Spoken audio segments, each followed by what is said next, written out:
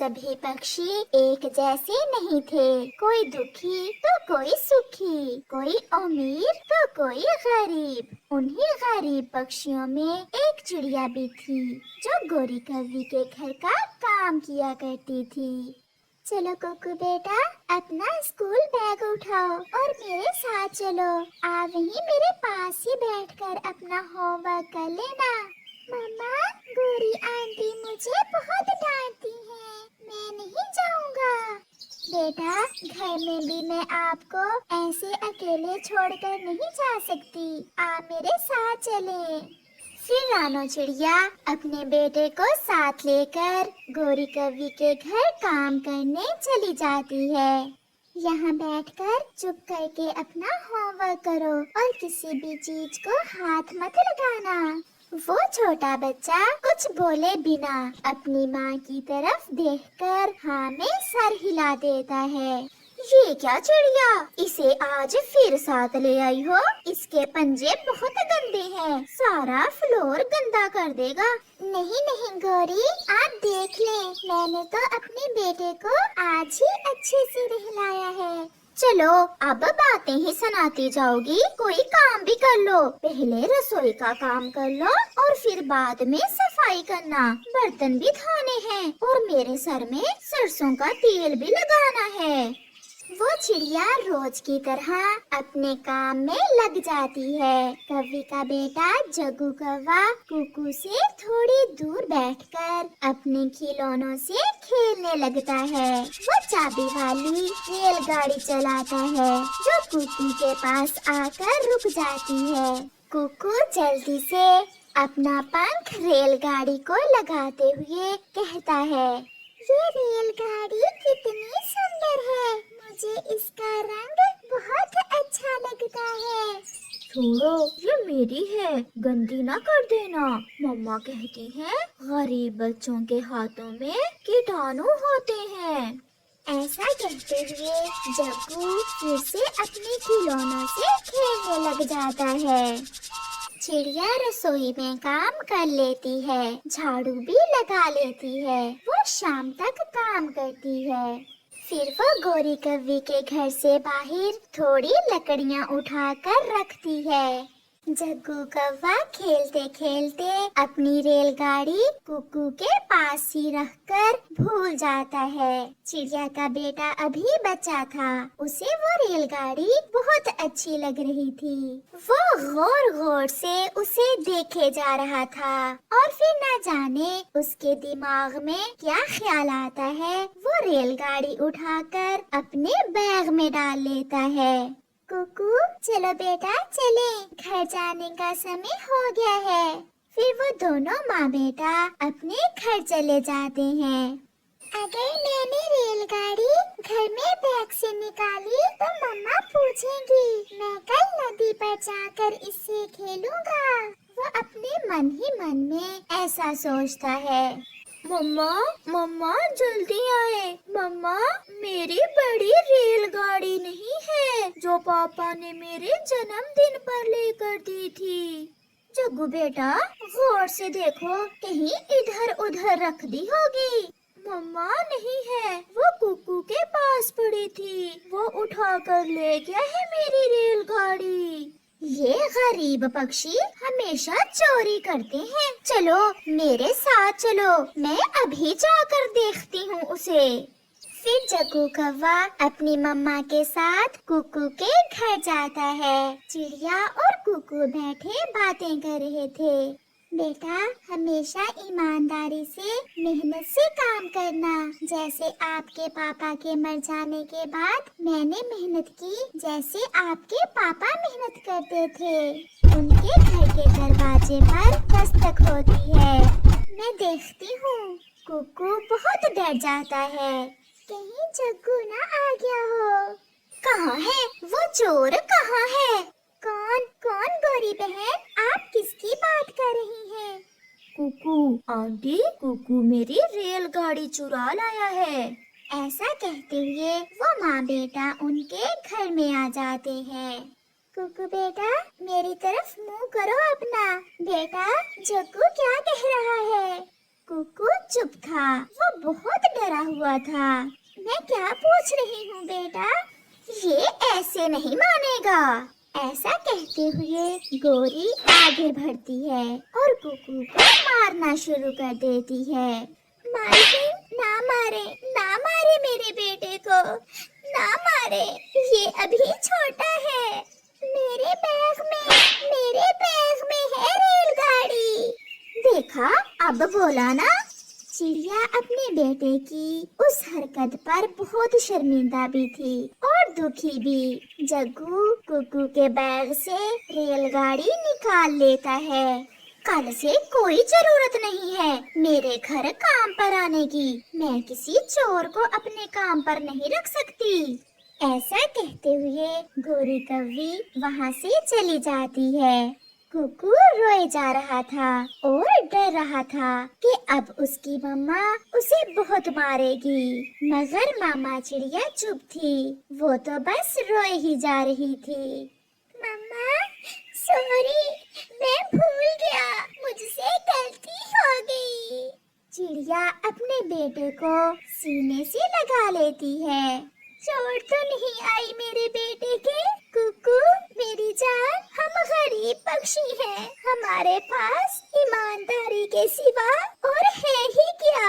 आपने जो किया वो बहुत बुरी बात है। मैं जानता हूँ मम्मा, ना जाने मैंने ऐसा क्यों किया। मुझे पता ही नहीं चला कि मुझसे कब ऐसा हुआ। मम्मा, मेरी वजह से गौरी आंटी ने आपको काम से निकाल दिया। मम्मा, सॉरी, सॉरी मम्मा। ऊपर वाला बेहतर करेगा, जो भी होगा अच्छा ही होगा। अब आप सो जाएं। फिर कुकू अपनी मम्मा के साथ सो जाता है। समय गुजरते देर नहीं लगती, 2 साल गुजर जाते हैं। उन 2 सालों में जंगल में बहुत कुछ बदल गया था। चिड़िया का बेटा कुकू होटल मैनेजमेंट की पढ़ाई करने के बाद जंगल में एक अपना ढाबा खोल लेता है, जो कुछ ही महीनों में एक बड़े रेस्टोरेंट में बदल जाता है। चिड़िया के पास बड़ा घर था। उसके बेटे ने उसके सारे दुख मिटा दिए थे और वो बहुत खुशी की जिंदगी जी रहे थे। अब देखते हैं कि उन 2 सालों में गोरी कौवी और जग्गू कौवे के साथ क्या हुआ। कालू कौवा, जो गोरी का पति था, जिस ऑफिस में काम करता था, वहाँ वो चोरी करते हुए पकड़ा जाता है और उसे सजा हो जाती है। गोरी का घर बिक जाता है और वो एक संदूक साथ लेकर एक टूटे हुए घोंसले में जिंदगी गुजार रही थी। जग्गू बेटा, संतान बढ़ापे का सहारा होती है और आपने हमारे लिए कुछ भी नहीं किया। आप मेरे लिए 2 वक्त का भोजन भी नहीं ला सकते हो। मम्मा, क्या करूं? जहाँ मैं जाता हूँ कोई भी मुझे काम पर नहीं रखता। सब मुझे चोर का बेटा कहते हुए वहाँ से निकाल देते हैं। शायद हमें ये सजा हमारे ही कर्मों की मिल रही है। आप घर में ही रहें बेटा, और मैं ये कुछ पुरानी चीजें देकर खाना लेकर आती हूँ। फिर गोरी कौवी वो संदूक उठाती है जिसमें कुछ पुरानी चीजें थी और अपने घोंसले से निकलती है। मेरे पास पैसे नहीं है। मैं और मेरा बेटा 2 दिन से भूखे हैं। इस संदूक में कुछ पुराना सामान है। आप वो सामान रख लें और मुझे खाना दे दें। हम यहाँ कबाड़ का काम नहीं करते। चलो भागो यहाँ से। वो रेस्टोरेंट कुकू का था, जो थोड़ी दूर खड़ा सब देख रहा था। रुको माँ जी, आप खाना ले जाएं और ये संदूक भी साथ ले जाएं।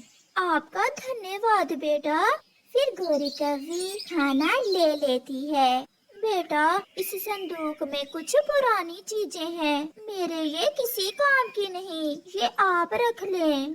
ऐसा कहते हुए गोरी वहाँ से चली जाती है। कुकू उस संदूक को गौर से देखे जा रहा था और फिर उसे खोलता है।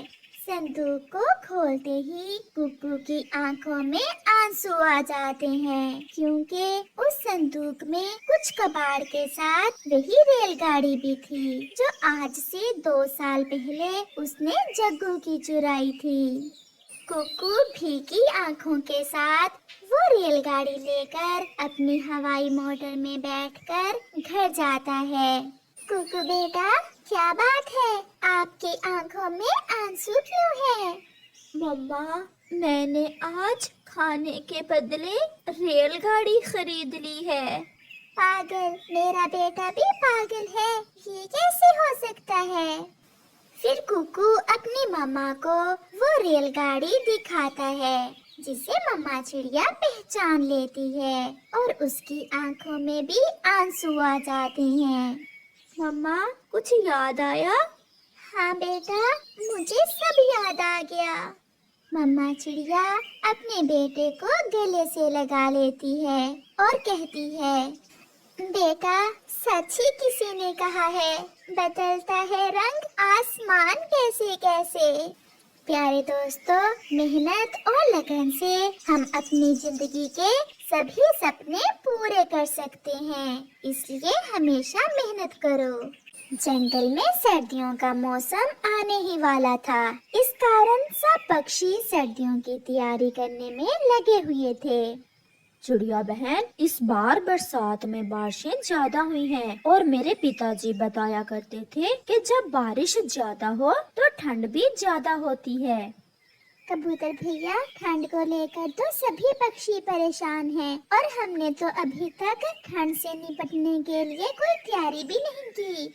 इसीलिए तो मैं आया हूँ। जंगल के बाहर पास वाले गांव में किसान की कपास की फसल है। चलो हम अपने गरम बिस्तर बनाने के लिए वहाँ से कुछ कपास ले आते हैं।